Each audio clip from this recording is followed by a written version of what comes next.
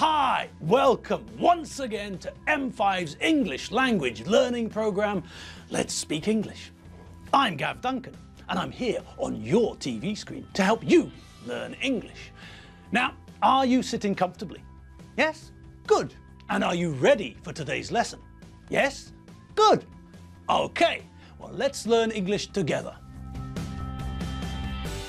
Hello people, welcome once again to the show. And how do you all feel? Are you all having a good day? Yes? Good. Okay then. You all know the drill, don't you? Yes, of course you do. We're here to study and learn. We're here to study and learn English. And as part of our mission to study and learn, we're in a mega revision mood. Yes, that's right. And we're now also in May, the merry, merry month of May. Yes, we're in a mega revision mood in the merry, merry month of May. And as you all know, this week is week 85. This is the last week of this mega revision. So we'd better make the most of it, hadn't we? All right then, let's get started. Run the tape, people, run the tape. Someone ask Viv to press play. Yes, she knows which button it is. Of course she knows which button it is. It's the one with the little green triangle on top. Yes, that's the one, yes. All right, people. Yes, here we all are. Here we are. We're here in the studio. And yes, I can confirm that we're almost ready to start the lesson. The camera is rolling. Chobber, the sound engineer, is rolling his eyes, and Muddy, the director, has just confirmed that we've got the green light. We're ready to go. We're ready for liftoff. We're ready to start. All right, so first things first, did you all have a nice evening? Did you all sit down and relax in front of the telly? Perhaps you watched a spy film where people had to confirm their identities. Perhaps not. Maybe you didn't stay in last night. Maybe you went out to a nice restaurant like the Ponzi Peacock for a meal. Maybe you went to the cinema or the theatre or the opera. Anyway, whatever you did, I hope that you all had fun doing what you did. Oh, hang on. Now that's an idea. Maybe some of you couldn't go out last night. Maybe some of you had to stay in and tidy your flat. Or maybe your mum and dad told you to tidy your room. Was that it? Did you have to stay in and do your chores? Did you have to do boring, repetitive things? Things that we know we have to do. We have to clean the flat or the house, or it would be horrible to live in. Like this place.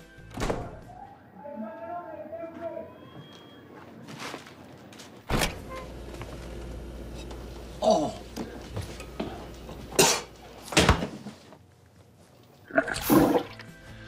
So yes, I know and you know, we all know that it's very important to clean our room or our flat or our house.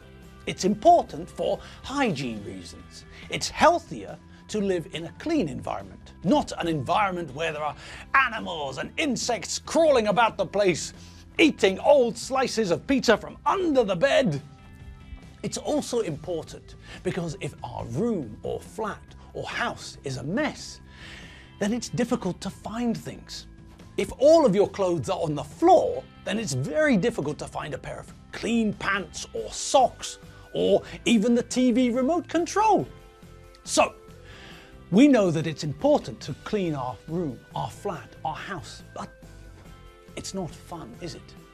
The only time when you feel good about it, about this chore, about this boring, repetitive task that we have to do, is when it's finished. When we finish cleaning and look about the flat, then we have a feeling of satisfaction. We've done something and now the flat looks and smells great. Good, but cleaning is still a chore. It's still one of those jobs we have to do, not one of those jobs that we enjoy doing, like shopping, like I was talking about yesterday. But with shopping, there is a difference. Food shopping in my opinion, is a chore. It's boring but necessary. We have to do it because we need food to eat. But it's not very interesting, is it? And when I say food shopping, I don't only mean food. When you go to the supermarket to go food shopping, you normally buy other things too, don't you? Yes, you don't only buy food when you go to the supermarket. You normally have to buy other things too, like, I don't know, Hoover bags, for example. You know, the bags you put into your Hoover or vacuum cleaner. The bags that collect all of the dust and hair which you hoover up with your Hoover when you're doing the hoovering. Okay, some Hoovers, some modern Hoovers are bagless. They don't have a bag. The same way that your mobile phone is cordless. There's no wire at the end of the phone, is there?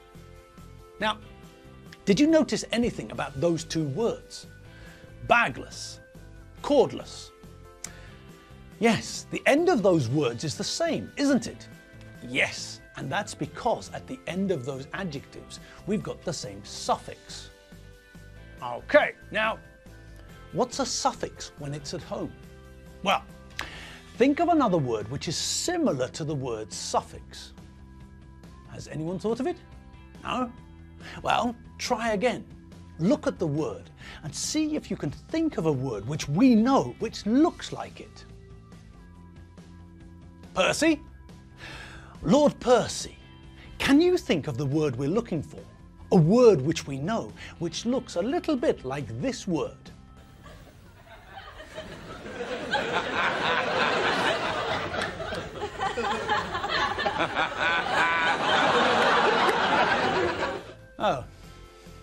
Oh well.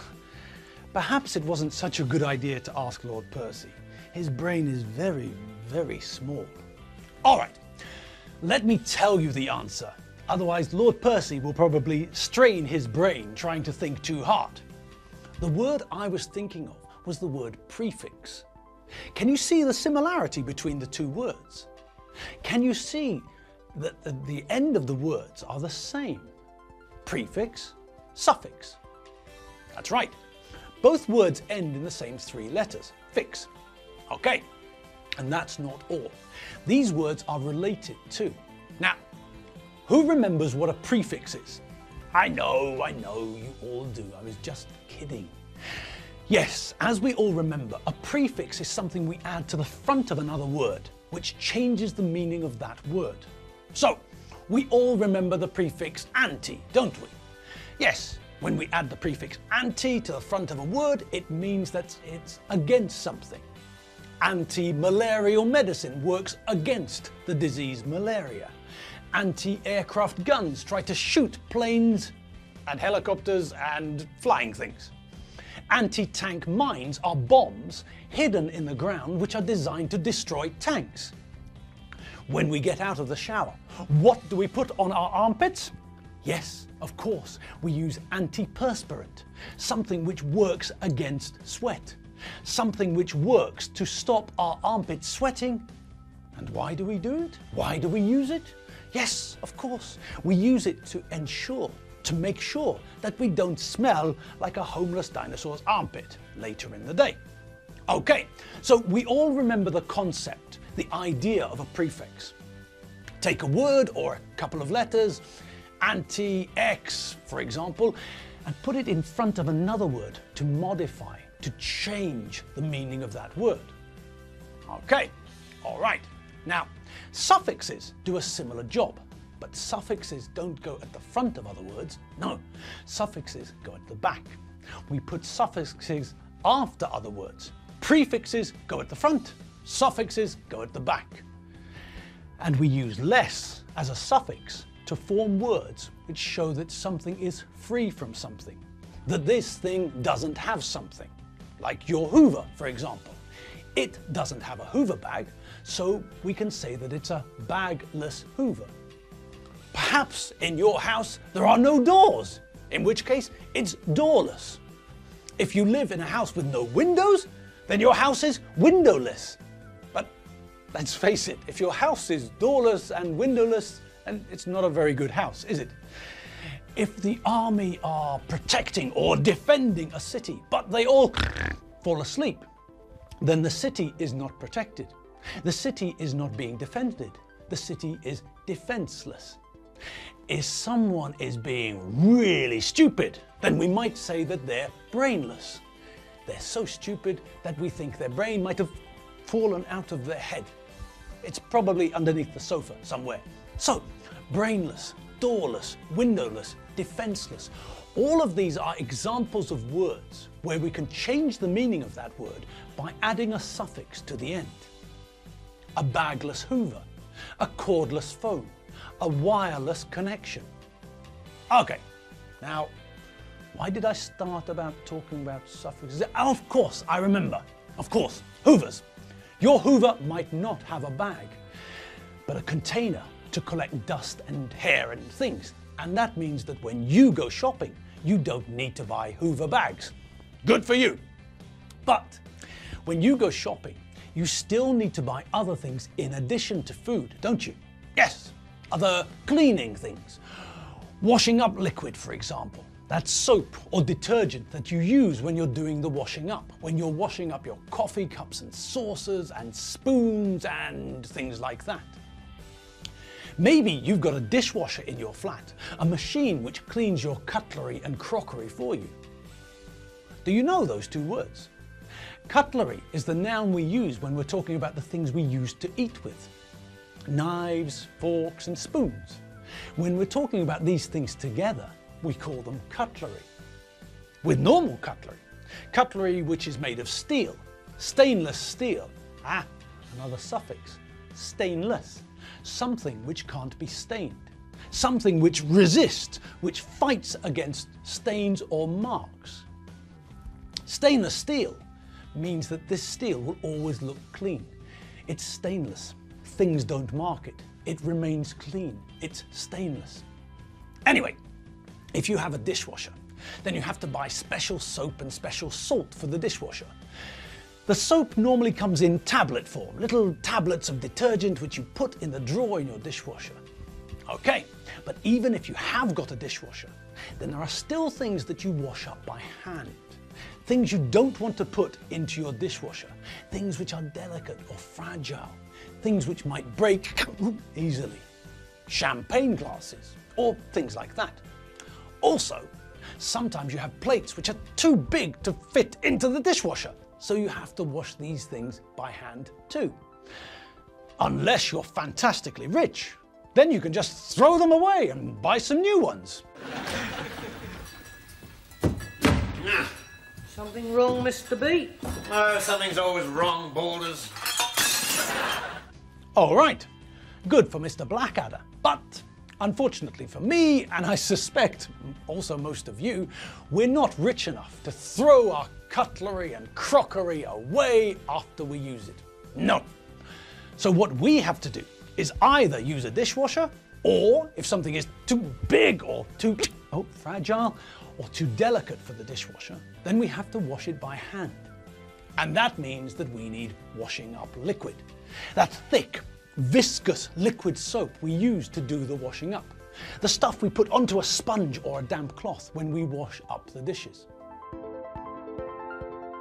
And we're done. We're finished for the day. Yes, this session, this Tuesday session, this session of the Mega Revision comes to a close as the sands in the hourglass run out. And that means one thing. Well, it means one main thing. It means that the time has come for you and I to part. I'm heading off home to have a coffee. And well, as for you lot, I have no idea. I suppose that some of you have got chores to do. Perhaps others have done their chores, but they still have homework to complete. I don't know. There's no way that I can know, but that's not important. The important thing is that you know what you have to do, and also that you have a good time when you're doing what you have to do. All right, people, coffee time, which means that I'm off. I'll see you all again tomorrow. And until then, keep on enjoying yourselves. See you all tomorrow.